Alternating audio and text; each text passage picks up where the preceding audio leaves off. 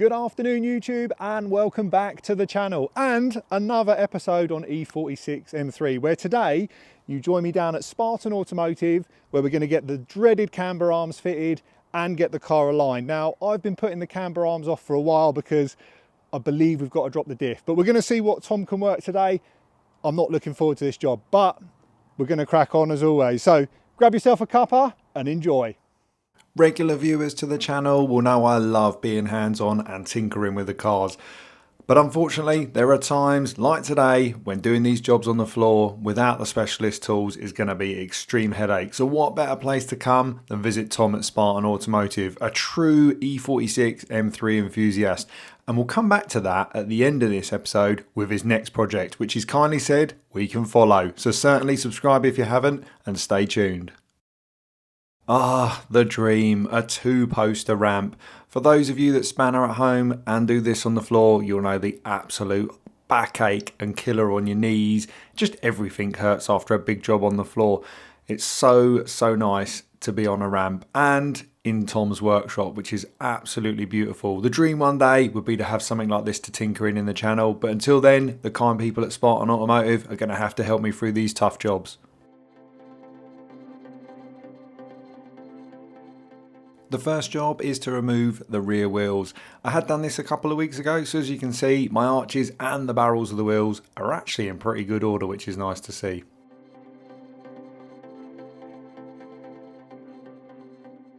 With the wheels removed and put to one side, we can then remove the V-brace and the fuel tank shields. These could also do a real good clean, but again, we didn't have time for this today. We were focusing on one job. Tom then moves on to removing the anti-roll bar. Now this is an uprated unit from Turner Motorsport. Quite disappointingly, it's not actually that old. I think it's about 5 or 6 years old, but it's only done a couple of thousand miles and the powder coat has started to crack on it. It's really disappointing when you get the car up in the air because although it looks absolutely mint on the floor, you start to see the corrosion of what 96,000 miles and over 20 years does to a car. But Tom assured me this was far from the worst and was in actually pretty good order. He had one next to it on the ramp, which had done a considerably less amount of mileage than mine. I think it was something like 20,000, and that had signs of corrosion on it. So I guess you just have to accept these are getting on. They have been used as dailies for a lot of people. I will address this one day when they're worth an absolute fortune. But for now, I am enjoying driving it, so I'm not too concerned. Nothing looks structurally worrying. As I mentioned in the intro, in order to get the left camber arm bolt out, you actually need to remove the diff. Well, I thought you needed to remove the diff. Tom says he's done it enough or he's just lowered it out of the way, but the problem is you have got to lower the exhaust out of the way too, and it's a lumpy old thing. For those that saw me do the gear position sensor video when we removed the exhaust, I definitely didn't want to do that again. So Tom advised you can support it, undo the exhaust mounts and simply lower it onto a sporting stand, which gives you just enough room to wiggle that bolt out on a passenger side on a UK car. The final step to remove the anti-roll bar from the car is to simply unbolt it from the upper control arms. Tom then moves on to removing the drive shaft from the diff. Amazingly, he manages to talk to me while doing this. It's almost like he could do it with his eyes closed. That shows just how many times he's had these rear ends apart on the E46 M3. But pleased to see, at this stage, everything was coming apart okay. But unfortunately, that was short-lived. Now, as mentioned, unfortunately, things didn't go as straightforward at this stage. The ball joint for the camber adjustment arm bolt had actually got seized into the ball joint. It was just a nightmare. Tom was smashing it, hammering it, just trying to get anything to move. And he said, we're just going to have to cut it, unfortunately, and get some new ones. Not end of the world, because these are, I believe, the originals. And it's the last bit, really, just to tighten all the rear end up and call that job done. Thankfully, the bolt next to the diff end is really straightforward to move on the driver's side on a UK car. Once that bolt's out, you can then simply remove the old camber arm. I made the noble decision to let Tom carry on with those seize bolts while I took on the big challenge of unboxing the new Power Flex arms. And I must admit, they look fantastic compared to the old ones that have been removed.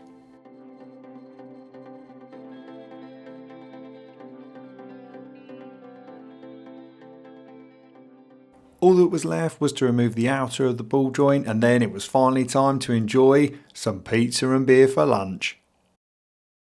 The new parts arrived from Euro Car Parts, and as I unboxed them I said to Tom, that's strange. I didn't expect the left and the right side to be different. And that's when he turned to me and said, it shouldn't be. Unfortunately, it feels like someone has bought a length order one and a melee one, put the cheap one back in the box and returned it, and now we're obviously stuck with this. The good news is Euro Car Parts still had one more on shelf, but certainly not ideal at 3 o'clock on a Saturday. With the driver's side all going back together lovely, Tom also fitted some brand new zinc plated bolts. What a difference the little touches like that make. And while he was busy putting the rest of the car back together, my good friend Matt, as we'd missed a delivery slot for Euros, went and grabbed us the correct one for the left hand side.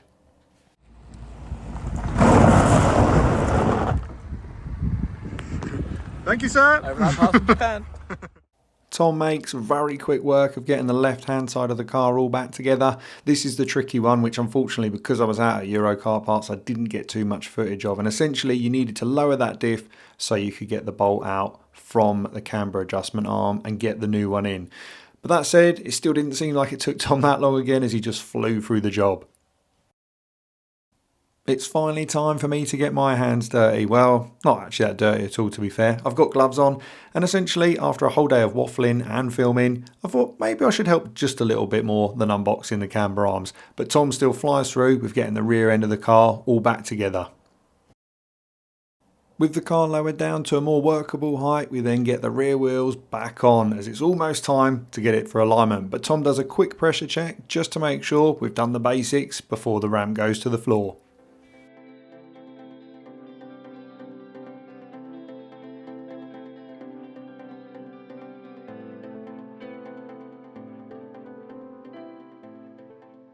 With the car back on the ground, the wheels are torqued up, and then we get our first proper look at Tom's new kit. Full laser alignment, arguably the best way to set a car up, and this is crucial to ensure that we don't get any premature wear on the tyres and that the handling's consistent and as best as it can be.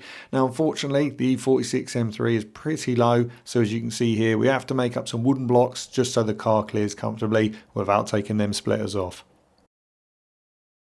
With the car positioned on the scissor ramp, it's time to get the tables out. Now essentially these are used because we need to load up the wheels so that we can set the alignment correctly. You'll also may have seen this where people do it on a 4-poster ramp, but essentially we can't just leave it in the air and try and adjust it that way. It does need to have all the suspension components under its normal weight to be aligned properly. These plates on the table allow for the wheels to move freely so it doesn't bind or load up incorrectly when the weight of the car is lowered down onto the tables. With the weight of the car lowered onto the tables, it's now time to install these paddles to the wheels themselves, and essentially this is what the laser will use to read the geometry on the car, and as you'll see shortly, it's certainly not in line at all, but that's to be expected as we've had the whole rear end apart.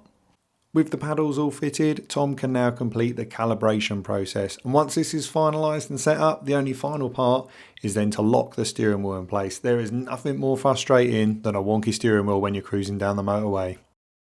Yeah, it's really out, but as I said, that's to be expected on the rear end, but the front end is also not looking particularly clever, so it certainly needed doing regardless of the camber arms. Now something that's pretty cool with this kit that Tom showed me is you can actually take the weight back off the wheels midway through setup, and it has a clever feature, I don't know how to explain this, of almost memorizing how that setting is when the load isn't under it. You can then do the bulk of the adjustment at a convenient working height, and then you simply need to lower the car back down onto the weight and do the final adjustments. And then once that's done, it's simply a case of torquing everything up, putting the car back onto its load again, and just making sure that the alignment is absolutely perfect on the screen. Really cool bit of kit, but I guess for £20,000 odd, you kind of expect it. And that's a wrap on the alignment. With the car going back down on the ground, the sun setting, we're getting near to home time. I've got to give a massive shout out to Tom at Spartan Automotive. He's been an absolute legend as always. And if you need any work doing to your own M3, particularly an E46, I'll leave his details in the description. And if you haven't done so already, give him a follow on Instagram if you want to keep up to date with all the projects he's got going on. Which then brings me on to the next one. So while I was down at the workshop, Tom said, look, I've been wanting to do this in the pipeline for a while. I know we spoke about it before, but I finally started to get some parts together. An E46 M3 Touring. Now, he's going to go down the route of potentially an OEM Touring, which is cool, but I think he should do an E46 M3 CSL touring. What a thing. Let us know in the comments, what do you think Tom should do? And we'll relay that on to him. But if you haven't done so already, like I say, stay tuned because Tom is going to let us film the journey of the build. Welcome to the inside of the E46 M3. I think it's been a little while since I've had a little drive and a waffle. Let me know in the comments, do we enjoy this or is it getting a bit tedious? Rather just see the action stuff. Well, obviously we got all the work completed at Spartan Automotive last weekend. The sun is continuing to shine. The car is dusty. It's just one of the payoffs for having good weather, but I can live with that because it can be washed. And the sunshine in this car are just absolutely beautiful. So where are we going in the car? Well, back to Spartan Automotive because basically the whole rear end is an absolute knocking No, I'm just kidding. We actually are back to Spartan Automotive, but what we're going to do is get the aircon topped up because last year when I went out in it, it wasn't fantastic. And then I went to put it on this year on Sunday and it was a disaster. Like, it's getting too warm for that. I want to use the car this weekend because it's my birthday Saturday. Happy birthday to me. And yeah, I think it just needs a top up hopefully because it's been getting gradually worse. So we're going back to Tom again, as he's kindly said, come down after work and we'll get it topped up for you. So fingers crossed, we'll get that completed in about 25 minutes when we get there. Oh.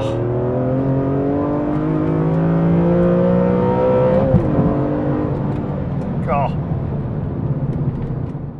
The question then, how does the car drive after the Spartan Automotive treatment? Well, to be honest with you, on the normal driving, it doesn't actually feel a lot different. What I will say is it's so nice to have the steering wheel straight again because cruising down the motorway with it offset is just so, it's just one of those things that drives my OCD mad.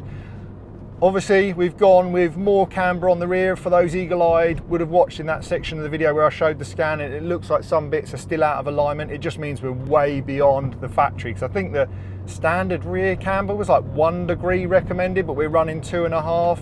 As I mentioned, I was getting a little bit of rubbing since I've switched over from the Super Sports to the 4S tyres. I don't know whether they've got a slightly broader shoulder on them that just makes them rub ever so slightly if I've got people in the back. So just with that little bit more camber that we couldn't get with the standard arms, we should have resolved that. But I haven't had anyone in the back yet. Like I say, we're just out on a lovely sunny day drive. And yeah, I thought I'd just bring you along for a little waffle on the road, really.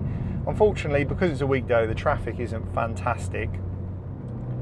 It is such a good looking car on the road as well. It's a shame I like try and put a camera on. You get people, you can definitely see people second glancing it because obviously they think it's a CSL from the bumper, which for those of you who aren't subscribers or familiar with the channel, she is a replica. And I'm not unhappy with that. Do you know what I mean? Like, I was having this chat with Tom, like, would I want a CSL now? And yes, 100% for an investment, but I think at that value, there's so many other cars I'd rather experience.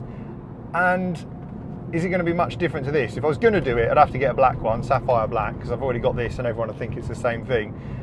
But ultimately, I think for this sort of price point, what, 25 grand? I mean, it probably cost me a bit more than that with building it, but as we've mentioned in another video, it's that good price point, I think, for something that's still fast enough for the road, still enjoyable enough, but it's not 120,000 pounds where you worry about it. Now, those of you, again, that are familiar with the channel know the E92 M3 left the collection, and to be honest with you, when it left, I was quite like, been such a cool car, but I haven't actually missed it, which I'm really weird to say. I mean, it helps that I drive a van daily and then I jump in this, and obviously this is wicked compared to a van anyway, and there is something magical about the E46 M3. It is just a little bit lighter on its toes, a little bit rawer, more nimble.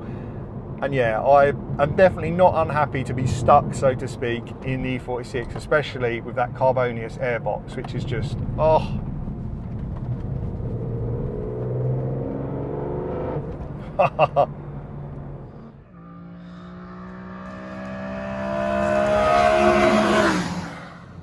I guess we should also talk about the Burkhardt SMG pump. I mean, touch wood, everything seems to be great. And I didn't actually expect any difference in terms of performance. But what I will say is I have noticed something. Round town, it's definitely a lot smoother. Maybe my pump was on the way out because obviously the pump is responsible for changing gear, doing the clutch, and that load speed stuff is a bit clumsy with the SMG on a good day. And I had mentioned that the pump started to make some noises, so maybe she was really on the way out more than I thought, because it definitely seems to shift harder in S6 and it feels a lot smoother around town. May even be placebo effect, but because I spent the money and fitted it, I'm going to tell myself it was the worthy upgrade. And to be honest with you, going back out to the Nürburgring again, it can get 30, 35 degrees. I don't want that cog of doom appearing, especially if I can prevent it. And I know the pump wasn't fantastic last time me and Spence were out, so it had to be changed. So yeah, big thanks as well to Burkhardt for creating that pump, because hopefully now SMG life should be pretty trouble free. This is where we'll throw back in a few months time to a black and white sketch of me going, the pump is broken. But yeah, wicked. I actually really enjoy the SMG. More time goes on, especially with the ZF gearboxes and that, of how smooth they are.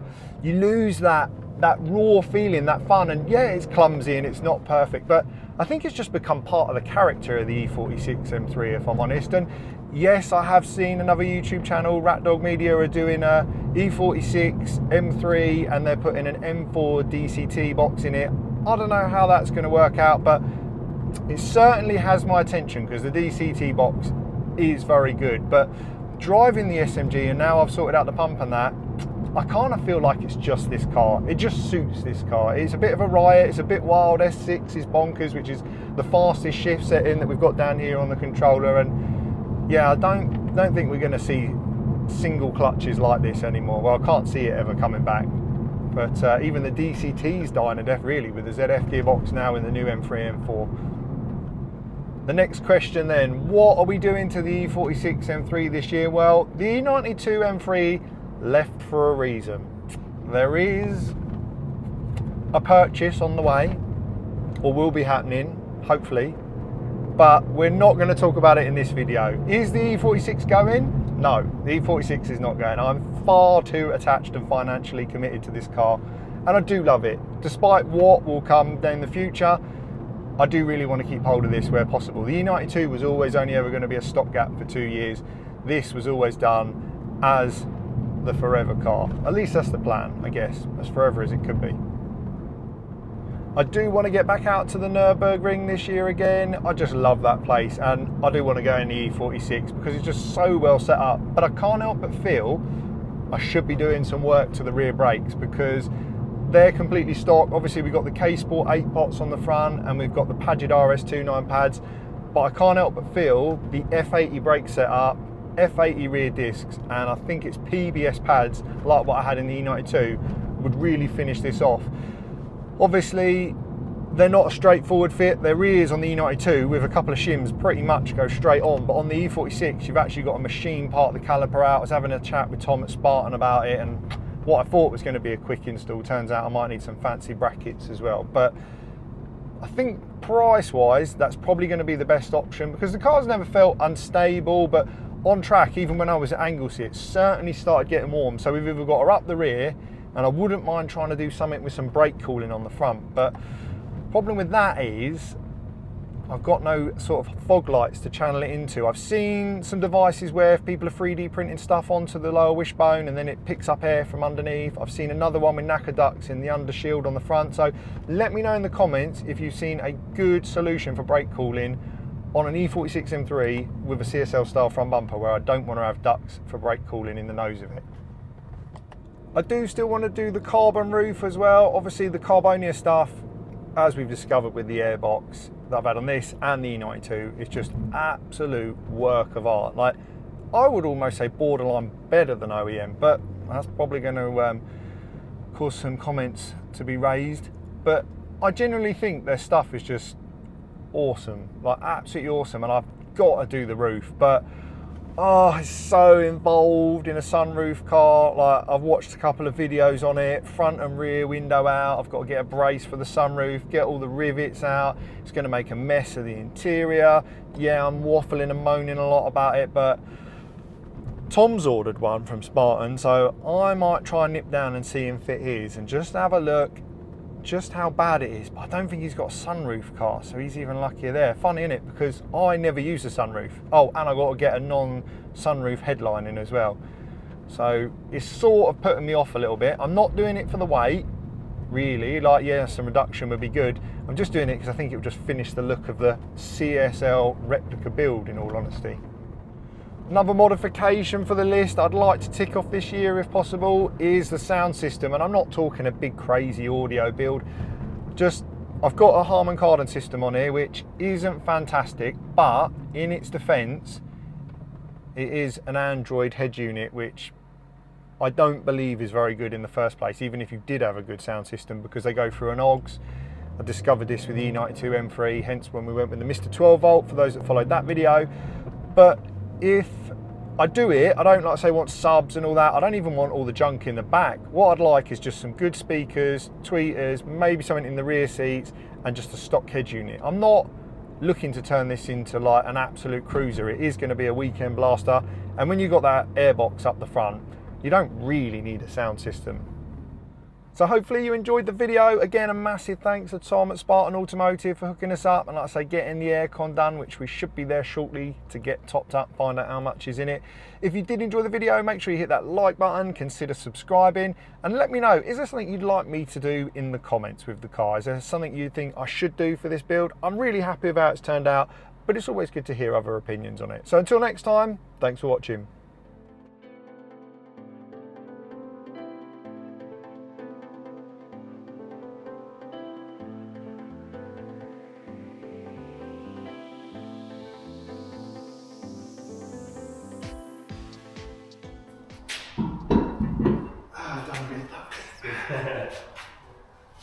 Putting batteries in tomorrow.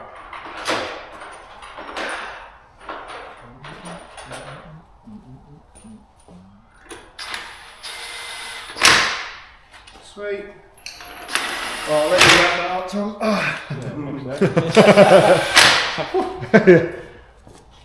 Be like, babe, you better get them beers out when I get home. I'm fucking dying.